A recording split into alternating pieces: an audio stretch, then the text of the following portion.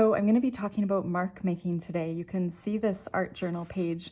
I did this yesterday when I was thinking about the topic I wanted to discuss, and I put down all of my favorite marks in sort of this landscape mode, which I don't typically do in my work.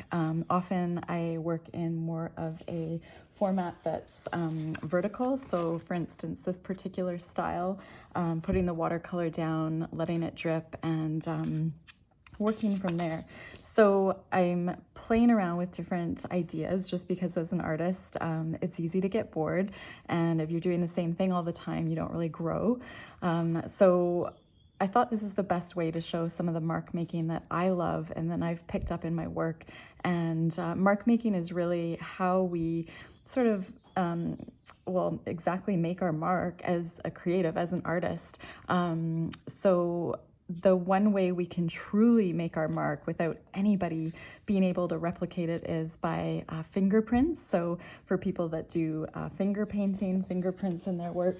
I was also working on this little landscape spread yesterday, and my paint pen stopped working and it kind of blotted out, and I took my finger and I smudged it around, and I thought, well, what better way to get my actual original print in my work with a fingerprint. So for those of you that do finger painting, that's super cool. That's one way to really leave an authentic original mark on your work that nobody can replicate, and your signature. So it took me a long time to kind of figure out my signature, but I just spent several hours just playing around with the way I liked my signature. When I got married, I changed my last name, so that was also when I sort of started to develop an artist signature, just because it was very different for me to sign that way. So yeah, and where you sign and how you sign and with what implement you sign, it's really up to you, which is super cool because you are the artist, and being an artist is amazing because you have so much freedom in your work. You are in control of your work. So these are some marks that I absolutely love. I'm going to be doing a quick journal page with you all on that watercolor background, just to show you some of the marks I do, what tools I use, and how I come up with them. But the easiest way to kind of get going is to grab your watercolors or your acrylic paints. I'm going to be using watercolors, and just start by almost doing swatches, putting down colors that you love and letting it dry. So I'm working in my Canson 140-pound watercolor book. Again, a very affordable, heavyweight paper. This is great for art journaling. So again, it's this particular book with 140 pounds or 300 grams. So paper is weighted. You want to have a decent weight because your work will look so much better when you have a great weight of your paper. So this is just sort of getting down some colors in front of me, almost like if you were going to go to the hardwood store and you picked up paint swatches. This is what we're doing, and we're going to let this dry, and we're going to come back to it over top with watercolor supplies that we love and practice our mark making. So right now you can tell I'm just not being precious about this. I'm just getting down some colors, and I'm going to let it dry. So you can get the watercolor down however you want. You can put it in any shape. You can cover the whole page, or you can just do tiny little watercolor blobs. So the key is to go back to it though when it's 100% dry, which watercolor, after an hour, it's probably fine, especially in Calgary because we're such a dry climate. But your paint pens will work much better if they go over, really they need to go over dry paint, otherwise they will stop working. So when I was teaching on my Patreon account, what I taught was basically taking, so this is just an old book I found at a thrift store on watercolor. I went through it, and because I do abstract watercolor, I just felt that it wasn't a book that I was going to keep. However, when you gesso the page, so I used a credit card, like an old hotel card kind of thing. And I put down gesso, which gives the page tooth. You can do this with any book. It became an art journal of sorts. So I wanted to show you this because basically what we just did with the watercolor, this is an example of what you can do with acrylic paint, and you can put marks over top. So I just love this practice because you don't need an expensive art journal or sketchbook, and it's just a way of getting out of your head and sort of repurposing something. So this is a bigger page that I had done. You can see I have stenciling down here. And you can see that I was just playing around with different patterns, words, marks, and also colors, like knowing what colors that I love and might go back to. I don't use a lot of green in my work. So this is just an example of how you, when the watercolors dry, how you make marks over top. And in my previous video, when we chatted about these little art decks or art cards, tags, whatever you want to call them, you can see this was just a quick fun exercise where I cut up an old painting. So this is an example of another one that I haven't done yet. And I took it and I did marks that I loved over top and just played around.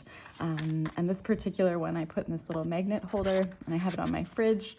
And what a great way to play around just in a small format to see what you like. So mark making is a huge topic. Again, I'm not going to go into a great amount of detail, but I do want to show you sort of how I got to this place where it's just sort of automatic for me to sit down and create my own marks. So what I love to do, I love paint pens. When I have these abstract watercolor backgrounds, I love to use this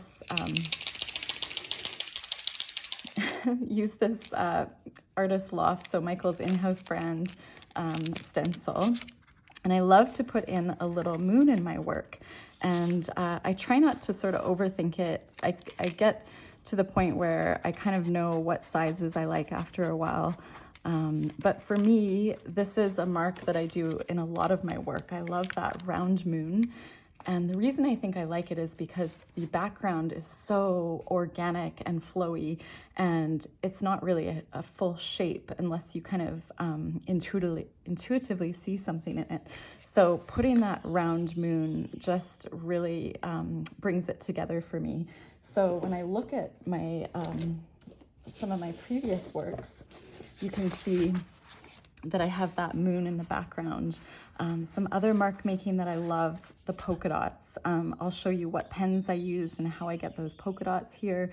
I love the little roses. I love these sort of lines, almost like the birds carrying like a fabric across the sky. And I love to do sort of etching into paint.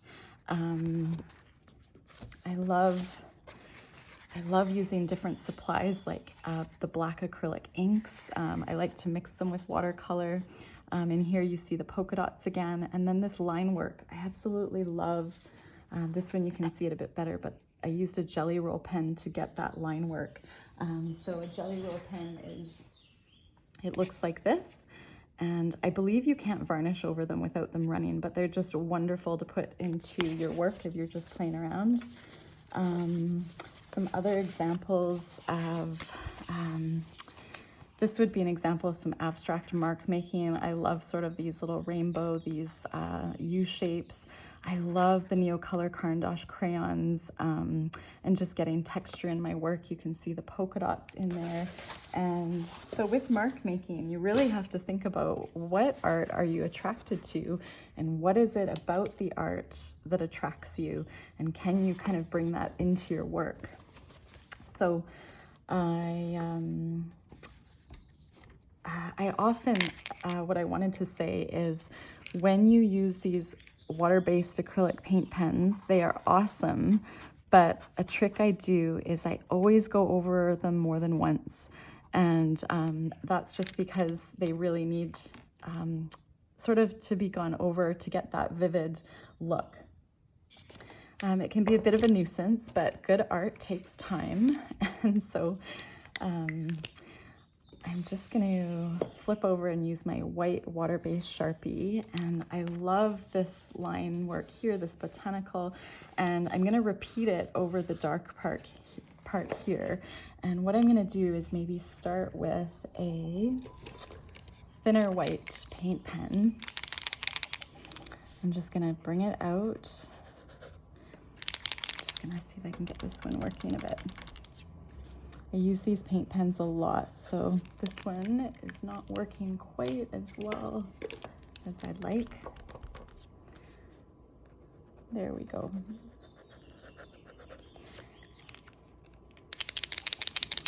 And maybe what I'll do is I'll flip over to this big guy, this white water-based acrylic paint pen, and I'm just gonna kind of go over top of the watercolor, these big round leaf marks that I like, and not really overthink it, but just sort of play around. And you can kind of go back to this many times and change it, make it sort of unique to you and your style and what you love. So what I'm going to do is just bring this out a little bit more. I'm going to put maybe a smaller one over there. And one thing that I've been practicing is going in behind, almost to look like it's more natural, more layered. So I'm just going to put this mark in this particular painting. And so the reason I chose to go over this dark part, it's the same as putting the mark over here, is I want contrast in my work. And so by putting this white paint pen, the details over the dark, it really stands out. So when I'm looking at a work and I'm just not sure what to do, I zero in on the dark spaces, and I tend to lighten them up with either polka dots or line work, or in this case, a botanical. So that's just an example of what I like to do. And just in terms of going back to mark making, it's really good to keep sort of an inspiration file. So when these little watercolor swatches are dry, you know, looking at Pinterest, looking at line work of other artists, shapes you like, you know, do you like animals, botanicals? Do you just like abstract marks? And if so, what do those look like? Getting them sort of on top of these colors, even if you use a, you know, a dollar store black permanent pen, those studio pens that I've talked about in a few of my videos. I'm just looking for one. These are awesome. Just a more affordable way to go over top of watercolor. So you can get a pack of these. They're about 12 cents each Canadian, I believe, these studio gel pens. And these, when the watercolor's dry, they're a great way to just make marks over top. So I encourage you to, you know, not get overwhelmed by like thinking you're going to make this huge painting. But for me and my style, if you like my style, it's all about layering. And I wish someone told me at the beginning, art is really about layering. It's layering different types of paints down and getting, you know, the transparency or the opaqueness that you love, and then letting it dry, whether it's, you know, watercolor, acrylic, mixed media, then going over top of it at another point in time when it's dry and doing marks that you love. And what a great daily practice to have, where you don't have to get overwhelmed by, you know, making a whole painting, but keep these little swatches, you know, or keep a digital file if you don't want to have a physical file, and, you know, take photographs of things you love, marks that you love, and have that as a reference when you sit down and look at this white page. So it's all about getting that base color down, not overthinking it, and then putting those marks over top that you love. So I'm gonna do a second video to this, so stay with me, and we will chat more about mark making, and we'll sort of finish up some of these pages.